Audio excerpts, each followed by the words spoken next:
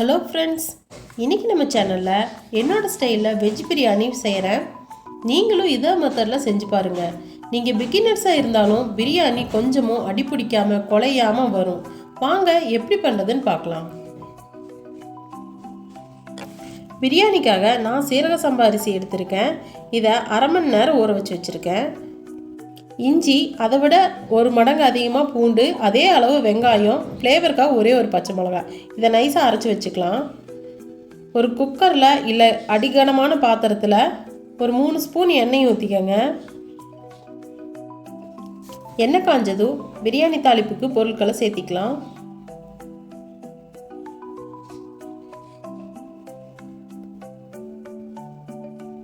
இது எண்ணெயிலேயே நல்லா வணக்கணும்.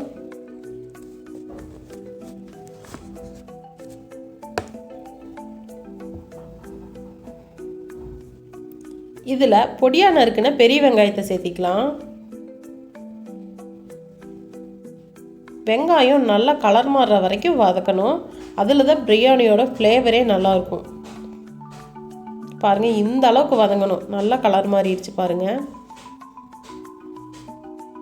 இப்போ அடுப்பை மீடியம் ஃப்ளேமில் வச்சுட்டு பொடியாக நறுக்குன புதினா மல்லித்தலையை சேர்த்திக்கலாம்.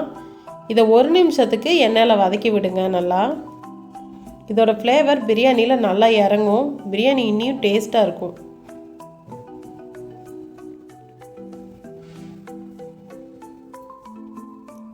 இப்போ நல்லா வணங்கிடுச்சு. இதில் சின்னதாக ஒரு தக்காளி,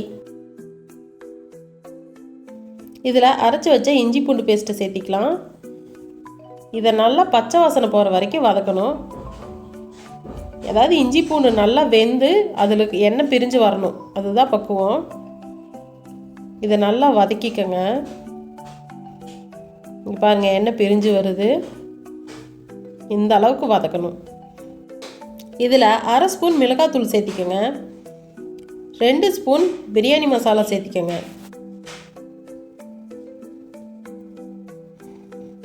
3 ஸ்பூன் தயிர் சேர்த்திக்கங்க.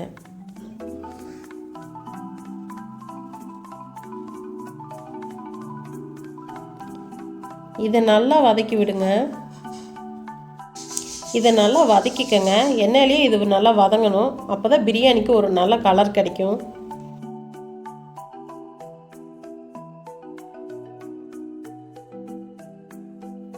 மசாலா நல்லா வதங்கிடுச்சு. இதில் பொடியாக நறுக்குன கேரட் பீன்ஸை சேர்த்திக்கிறேன். நீங்கள் இதில் காளான் இல்லை சோயா இல்லை பச்சை பட்டாணி எது வேணாலும் சேர்த்திக்கலாம். கொஞ்சமாக உப்பு சேர்த்தி கிளறி விடுங்க. இந்த மாதிரி வதக்கும் போது நல்லா மசாலாவெல்லாம் காயில் பிடிக்கும்.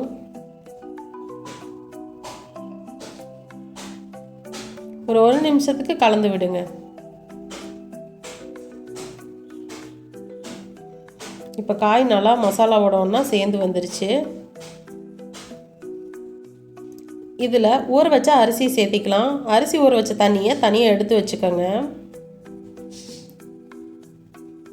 இதை 1 நிமிஷத்துக்கு நல்லா மசாலா, அரிசி, காய் எல்லாம் மிக்ஸ் ஆகிற மாதிரி வதக்கி விட்டுட்டே இருங்க.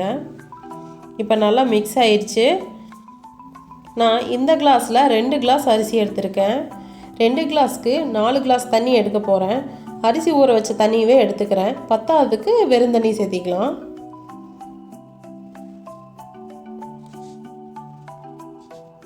நல்லா மிக்ஸ் பண்ணி விட்டுங்க. இதில் அரை மூடி லெமன் ஜூஸ் சேர்த்திக்கலாம். அடிக்கடி கலந்து விட்டுட்டே இருங்க. ஏன்னா நம்ம தண்ணி கொதிக்காமல் ஊற்றிருக்கோம். அதனால் கிளறி விட்டுட்டே இருங்க. சும்மா லைட்டாக கலந்திங்கனாலே போதும். இப்போ தண்ணிக்கும் அரிசிக்கும் ஒரு லெவல் வந்துருச்சு. இந்த ஸ்டேஜில் நீங்கள் உப்பு செக் பண்ணிக்கோங்க.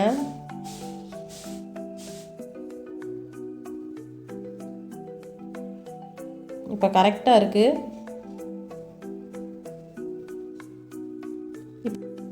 இப்போ நம்ம இதை தம் போட்டுக்கலாம். ஒரு 1/4 ஸ்பூன் பிரியாணி மசாலாவை மேலால் தூவிக்கங்க. ஒரு குக்கர் மூடி போட்டு மூடிடுங்க. விசில் போட்டுருங்க. கரெக்டாக 15 நிமிஷம் லோ ஃப்ளேமில் வச்சுக்கோங்க. அதுக்கப்புறம் அடுப்பு ஆஃப் பண்ணிடுங்க. ப்ரெஷர் முழுசாக போனதுக்கப்புறம் ஓப்பன் பண்ணி பாருங்கள். இப்போ போயிடுச்சு. ஓப்பன் பண்ணி பார்க்கலாம். சூப்பராக பிரியாணி ரெடி ஆகிருச்சு.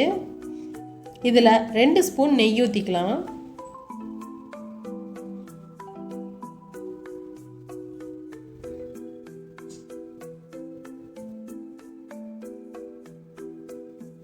அப்புறம் மெதுவாக மிக்ஸ் பண்ணி விடுங்க. இந்த மாதிரி எடுத்து உடச்சி விடுங்க பிரியாணியை.